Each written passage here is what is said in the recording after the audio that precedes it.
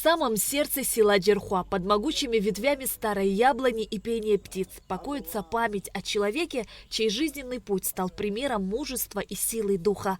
Феликс Гвозава – имя, которое навсегда осталось в сердцах тех, кто знал его. Здесь, среди природы и тишины, оживает его история.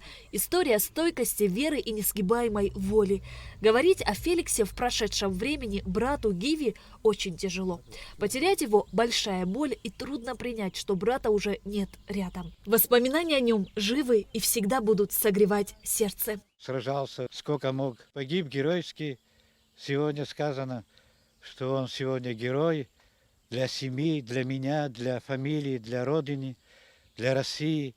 Он такой душевный. Это патриот. Это любил родину, любил братьев, и за каждого брата он переживал. Он за всех говорил, как говорит, я не пойду там, говорит. Помогали нам, говорит, и наши люди, говорит, наши деды, говорит, воевали, как Советский Союз, говорит. В этом доме выросли 9 детей, 5 дочерей, 4 сыновей. Феликс был самым младшим. Он сам сообщил семье о своих планах пойти на войну. Никто не стал ему препятствовать, только попросили беречь себя и вернуться домой живым.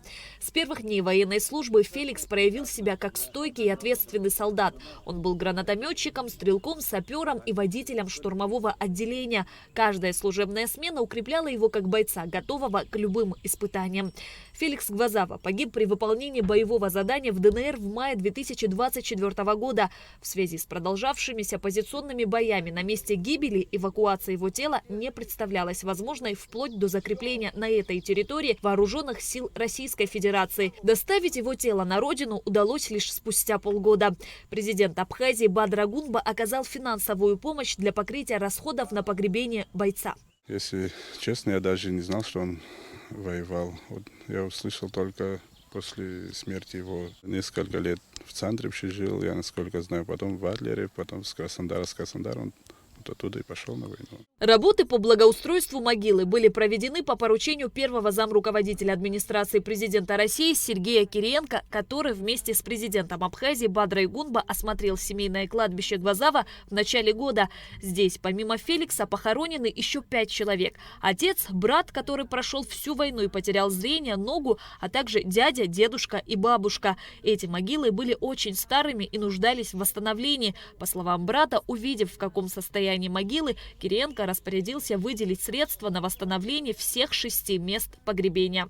Вообще изначально Феликс и памятник начали, потом, когда услышали 92-3 его родной брат, что воевал, потом всю историю, когда они услышали, решили до конца сделать. В течение месяца-полтора это все решилось.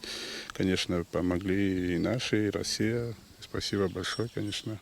За это время на территории кладбища залили бетон, уложили мраморную плитку, заменили старые надгробия на новые с фотографиями. Скоро должны приступить к установке ограждения. Эти работы пришлось отложить из-за непогоды. Родных тронуло и обрадовало, что память о Феликсе Гвозава жива, а его героизм и заслуги получили заслуженное признание. Благодарность им, вот, что они не забивают наших ребят, в личности его, моего брата. Хочу спасибо огромное сказать Владимиру Владимировичу, и Сергею Кириенко и все участники остальных. По указу президента России Владимира Путина Феликс Гвозава был награжден орденом мужества посмертно. Семье бойца награду вручил первый замруководитель администрации президента России Сергей Кириенко. Ему было 42 года, но за свою короткую жизнь он успел сделать многое. Говорят, люди живут, пока жива память о них. И в сердцах многих Феликс Гвозава останется навсегда.